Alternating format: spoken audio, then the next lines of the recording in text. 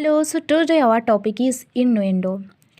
इन्नुएंडो ना एक form of deformation है, लेकिन एक थिन लाइन तो डिफरेंस है इन्नुएंडो एंड डिफॉर्मेशन के अंदर। जैसे कि जब आप डिफॉर्मेशन में देखोगे तो वहाँ पर एसेंशियल एलिमेंट्स यही बोलकर डाकिए कि द स्टेटमेंट मस्ट बी डिफॉर्मेटरी, लेकिन इन्नुएंडो में ना अगर आप स्टेटमेंट देखोगे तो आपको प्राइम पे से इनोसेंट लगेगी, लेकिन जब इसका दूसरा मीनिंग या लेटेंट मीनिंग देखोगे तब आपको लगेगी अरे भाई ये तो डिफॉर्मेटरी है। जैसे कि मैं आपको एग्जांपल देती हूँ, ए बी सी तीनों बहुत अच्छे दोस्त हैं।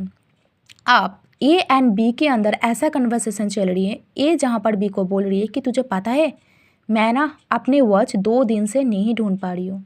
बी तब एक स्टेटमेंट दे देती है कि अरे डोंट वरी, सी हमारा ही दोस्त है, सी कभी नहीं लेगा तेरी वॉच। तो देखो इस स्टेटमेंट में तो आपको गलत तो कुछ नज़र नहीं आएगी, आपको यही लगेगी कि हाँ बी तो सी के भी हाथ से ही बोला कि सी नहीं ले सकती, लेकिन आप इसका दूसरा मीनिंग देखोगे तो कैसे कॉन्टेक्स्ट पर बी ऐसा स्टेटमेंट दे रही है।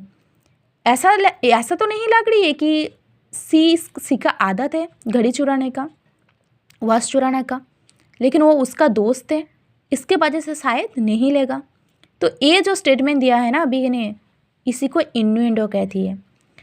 समटाइम्स द स्टेटमेंट में prima facie innocent, but because of some latent और secondary meaning it may be consider to be डिफॉर्मेटरी।